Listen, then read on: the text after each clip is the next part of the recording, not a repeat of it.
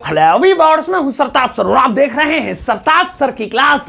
यार एक बात बिल्कुल सच सच बताना, क्या हिंदी के बड़े बड़े सेंटेंसेस देखकर आपकी हवा निकल जाती है?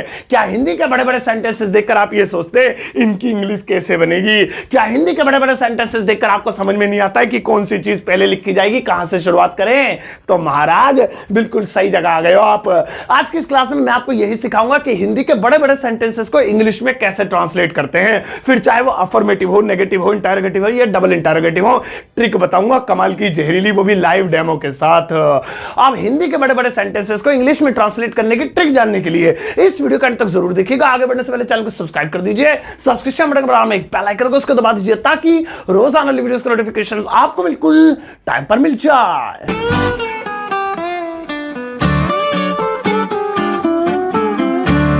तो चलेगा, शुरुआत करते हैं इस वीडियो की। रात ओ भैया ओ मैं ये बैठा कोने में छोटा सा कर रखा है, मुझे इन स्पेस की जरूरत थी, ऊपर बोर्ड खाली चाहिए था, मुझे आज कुर्सी पे बिठा दिया इतना सा करके। कभी तो मुझे ढूंढते फिरो में दिखू ना, तुम्हें आवाज ही आवाज आए। ये रहा मेरा थोबड़ा दे, ये रहा। हाँ सही है। चलो शुरुआत करते हैं। तो चलेगा, शुरुआत करते हैं इस वीडियो की। आज के दिन मैं आपको सिखाता हूं हिंदी के बड़े बड़े सेंटेंसेस को इंग्लिश में ट्रांसलेट करने की छोटी छोटी लेकिन असरदार ट्रिक्स। सबसे पहले एक बड़ा सा सेंटेंस ले लेते हैं। स्क्रिप्ट कहां है? पिछवाड़ा ये रही सॉरी। हाँ तो ये रही स्क्रिप्ट। अब आप इधर मत देखो, ऊपर जुगाड़ कर रखा है आपके लिए, ऊपर नजर आएगा। पहला सेंटेंस है, मैं आज पापा के साथ घर में छत पर पेड़ के नीचे मम्मी के लिए खाना पका रहा था। अबे इससे लंबा ना मिला तुम्हें, यही मिल गया। कैसा सेंटेंस है? चलो फिर भी आप बनाएंगे। सो सेंटेंस है, मैं आज पापा के साथ घर में छत पर पेड़ के नीचे मम्मी के लिए खाना पका रहा था। अब इस सेंटेंस को इंग्लिश में ट्रांसलेट करना है। पहली बात तो हिंदी में ही पढ़ने में आ जाए, बहुत बड़ी बात है। अब ये तो कुछ भी नहीं है भैया, इससे लंबे लंबे सेंटेंसेस भी हो गए ना यहां से लाल किले तक, तब भी आप बना लोगे। बस एक ट्रिक की जरूरत है। सुनो, सबसे पहले देखो ये सेंटेंस क्या है। यह है अफर्मेटिव सेंटेंस। अब तुम्हें अफर्मेटिव समझाओ किसे कहते हैं। मतलब नॉर्मल वाला, जिसमें ना नहीं आए, ना क्या आए, ना चू आए, ना पू आए। अफर्मेटिव नॉर्मल वाक्य, साधारण वाक्य, ये वो है। तो अफर्मेटिव के लिए ट्रिक बता देता हूं। कितना भी बड़ा सेंटेंस हो, ट्रांसलेट करने की यही ट्रिक है। और ट्रिक है कि सबसे पहले सब्जेक्ट, फिर हेल्पिंग वर्ब, फिर वर्ब। बस तीन चीजें। सेंटेंस कितना बड़ा, लिखनी कितनी है? तीन चीजें। अब आप कहोगे क्या खा के आए हो, क्या कौन सा नशा करके आए हो, कैसे बनेगा समझाओ। तो मैं बता रहा हूं, सुनो। आपको बस तीन चीजें लिखनी है। सेंटेंस चाहे छोटा सा हो, चाहे बहुत लंबा चौड़ा, इससे 8 गुना ज्यादा बड़ा हो, 1000 गुना ज्यादा बड़ा हो, अफर्मेटिव है तो ये तीन चीजें लिखनी है। तो आओ इन तीन चीजों को लिखते हैं और इस सेंटेंस को ट्रांसलेट करते हैं। सुनो, सबसे पहले लिखना है सब्जेक्ट। अब इतने बड़े सेंटेंस में आप सब्जेक्ट कहां ढूंढेंगे? तो हमेशा अफर्मेटिव सेंटेंसेस में सबसे पहला जो वर्ड होता है वो सब्जेक्ट ही होता है।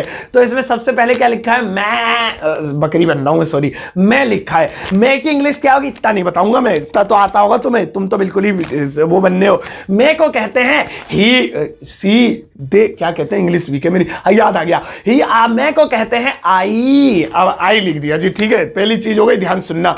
अब उसके बाद है हेल्पिंग वर्ब। अब इतने बड़े सेंटेंस में हेल्पिंग वर्ब कहां ढूंढे? तो ढूंढने की जरूरत नहीं है, सबसे लास्ट में, कितना ही बड़ा सेंटेंस है, लास्ट में हेल्पिंग वर्ब मिल जाएगी। तो लास्ट में तुम उधर देखो, लास्ट में आ रहा है रहा था। तो जिन हिंदी वाक्यों के अंत में रहा था, रही थी, रहते आए, पता होगा वो पास्ट कंटीन्यूअस टेंस होता है। हेल्पिंग वर्ब होती है वाज और वर। तो हेल्पिंग वर्ब हमें मिल गई लास्ट से। रहा था, रही थी के लिए वाज वर। आई के साथ वाज या वर, तो टेंस तो आते ही होंगे, आई के साथ लगेगा वाज, दोनों चीजें बन गई, आई वाज। अब बारी है वर्ब की। अब इतने बड़े सेंटेंस में वर्ब कहां ढूंढे? तो ढूंढने की जरूरत नहीं है, हेल्पिंग वर्ब से ठीक पहले हमेशा वर्ब होती है। तो याद रखना, सबसे पहले सब्जेक्ट होता है, लास्ट में हेल्पिंग वर्ब होती है, और हेल्पिंग वर्ब से ठीक पहले वर्ब होती है। तो इसमें रहा था से पहले पका। पकाने को इंग्लिश में कहते हैं प्ले, नहीं, पकाने को इंग्लिश में कहते हैं वॉच, इंग्लिश वीक है मेरी। पकाने को कहते हैं कुक, याद आ गया।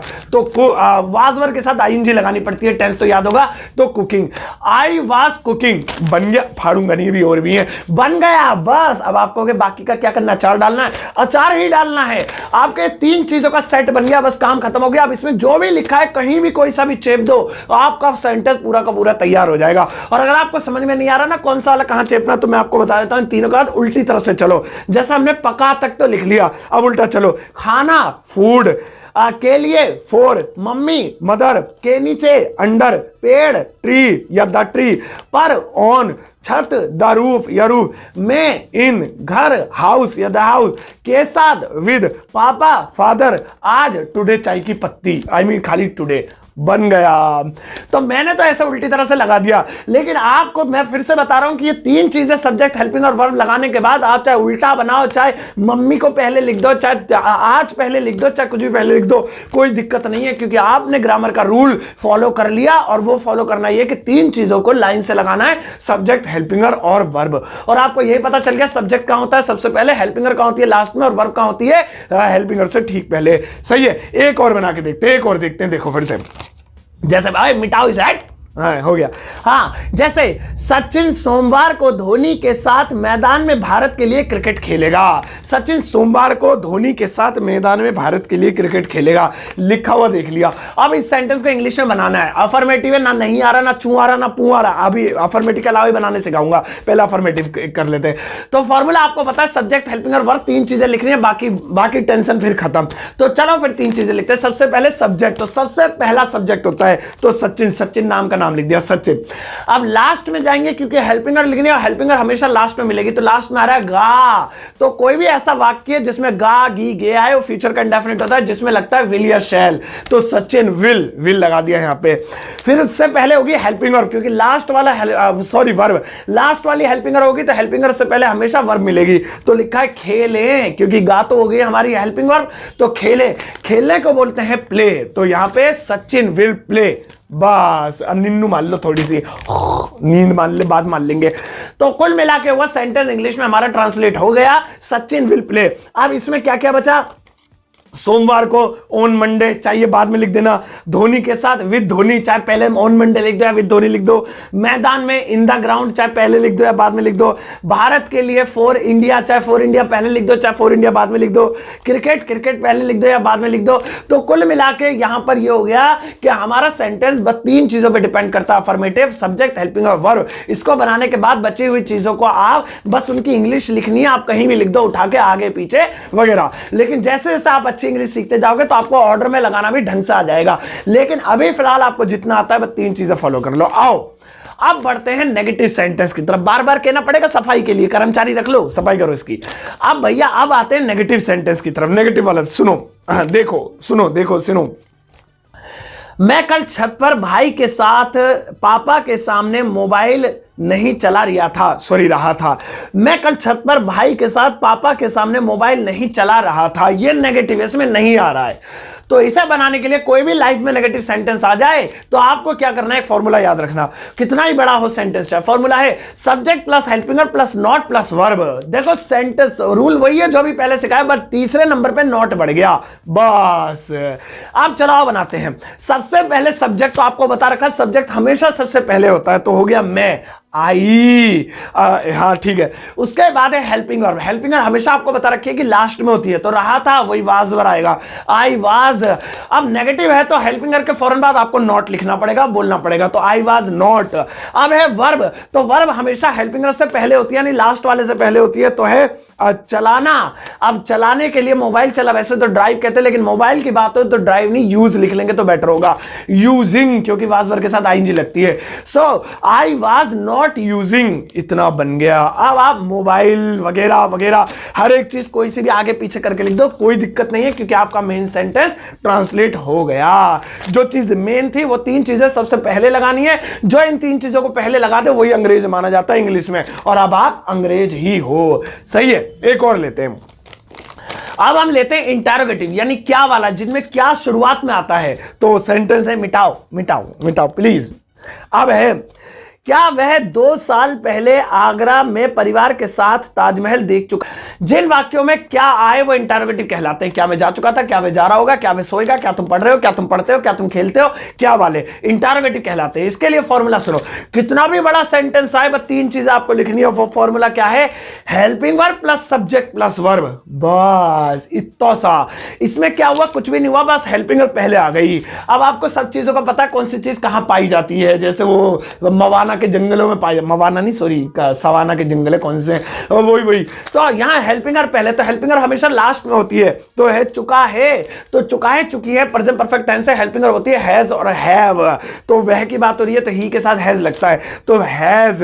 उसके बाद है सब्जेक्ट, सब्जेक्ट हमेशा शुरू में होता है लेकिन हमने क्या हटा देना है क्योंकि क्या के लिए हमने ऑलरेडी हैज लिख दिया है, वो क्या इंक्लूड हो गया उसमें, अब बचा सब्जेक्ट वह के लिए ही। और उसके बाद है वर्ब, तो वर्ब हमेशा लास्ट से पहले होती है, चुकाएं चुकियां से पहले देखने को वॉच या सी कहते हैं, माना कि सी, तो लिखनी है थर्ड फॉर्म क्योंकि टेंस का भी तो लिहाज करना है ना, प्रेजेंट परफेक्ट टेंस में थर्ड फॉर्म लगती है तो सी की third form seen, so has he seen, क्या वह देख चुका है, इसका मतलब हो गया ये। अब क्या देख चुका है आगे बढ़ाते चले जाओ, अब ताजमहल लिख दो, उसके बाद 2 साल पहले लिख दो, चाहे तो आगरा में पहले लिख दो, आगे पीछे भी कर सकते हो। अब बस आपको इन सब की इंग्लिश उतारनी है, ट्रांसलेशन करनी है, जैसा मैंने लिखा है मैंने अपनी मर्जी से लिख दिया, आप आगे पीछे भी कर सकते हो लेकिन शुरू की 3 चीजें आगे पीछे नहीं होनी चाहिए वरना गलत हो जाएगा।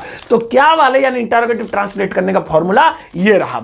अब लास्ट में एक डबल इंटरोगेटिव यानी WH फैमिली वाले का फॉर्मूला और देखते हैं, लेकिन उसके लिए मिटा दिया। अरे वाह, आज तो बहुत बढ़िया काम करा आपने। अब लास्ट वाला देखो, लास्ट वाला है आकाश आज दोस्तों के साथ दिवाली के लिए लाल किले के सामने पटाखे क्यों खरीद रहा था। कितना बड़ा दे दिया। आकाश आज दोस्तों के साथ दिवाली के लिए लाल किले के सामने पटाखे क्यों खरीद रहा था, तो कोई भी ऐसा सेंटेंस जिसमें क्यों, कब, कहां, कैसे, किसे, किसको, किसकी, कुसकू, क्या, कितने, कितनी, ये WH फैमिली वाले कहलाते हैं, डबल इंटरोगेटिव कहलाते हैं। अब अगर ये बड़े बड़े सेंटेंसेस आ जाए तो इसके लिए आपको क्या करना है, कुछ नहीं करना है। इसका बनाने का फॉर्मूला ये है WH family plus helping verb plus subject plus verb, WH family plus helping verb plus subject plus verb, बस। कितना बड़ा सेंटेंस है, कोई मतलब नहीं। 4 चीजें, अबे उंगली खुल जा, चिपक गई एल्फी से, 4 चीजें निकालनी है। आओ बनाते हैं। सबसे पहले WH फैमिली। अब इस सेंटेंस में कब, क्यों, कहां, कैसे, किसे, कितना, कितनी, ये सब WH फैमिली कहलाती है। तो इसमें क्या आ रहा है, इसमें आ रहा है सामने क्यों, क्योंकि इंग्लिश क्या हो गई वाई, तो वाई पहले लिख दिया, क्यों कट गया हमारा, सही है। अब इसके बाद लिखनी है हेल्पिंगर, तो हेल्पिंगर मैं शुरू से बोलता हुआ आ रहा हूं कि लास्ट में हमेशा हेल्पिंगर होती है, तो रहा था वाजवर, सो यहां पे आकाश यानी सिंगुलर की बात हो रही है तो वाज लगेगा, वाई वाज।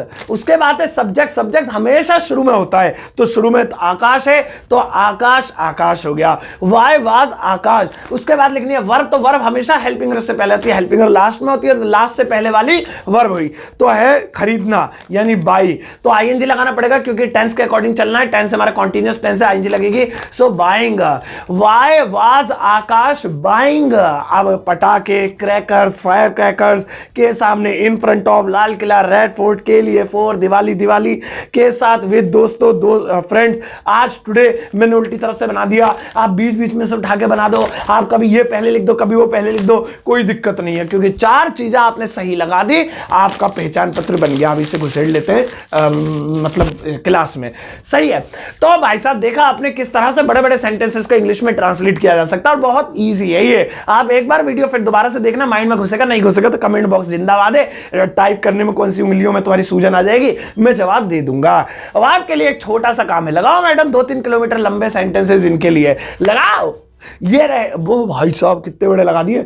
इसको आपको इंग्लिश में ट्रांसलेट करना है, देखकर डरना नहीं है आपको, सिर्फ वो 3 चीजें या 4 चीजें जो फॉर्मूले में आ रही हैं, अफर्मेटिव में 3 आती है, नेगेटिव में 4 आती है, डबल इंटरोगेटिव में 4 आ जाती है फॉर्मूले में, तो वो 4 चीजें अगर आपने सही लगाई हैं तो आपका सही है। बाकी आप बचा हुआ आगे पीछे आड़ा टेढ़ा मेढ़ा कैसा भी लगा दो, कोई दिक्कत नहीं है, मैं गारंटी ले रहा हूं कि आपकी इंग्लिश 100% सही है। तो मैं सभी का होमवर्क में बस वो 3 चीजें 4 चीजें चेक करूंगा कि वो आपने सही लगाई या नहीं लगाई, सही लगाई है तो बल्ले बल्ले, नहीं लगाई है तो तोड़ पीड़ तो सकता नहीं तुम्हें। आजकल वैसे ही मास्टर जी डर जाते हैं बच्चों से, लेकिन फिर भी मोहब्बत से समझा दूंगा। तो भाई साहब ये थी आज की वीडियो जिसमें मैंने आपको बड़े बड़े सेंटेंसेस हिंदी के इंग्लिश में ट्रांसलेट करना सिखाए। इसके पार्ट 2 में मैं आपको सिखाऊंगा बड़ी बड़ी स्टोरीज, कहानियां इंग्लिश में ट्रांसलेट करने के ट्रिक सिखाऊंगा, सही है। ये वीडियो आपको कैसे लगी मुझे जरूर बताइएगा, इस वीडियो को सबके साथ शेयर कर देना और जाते जाते एक टुच्चा सा लाइक देकर जाना।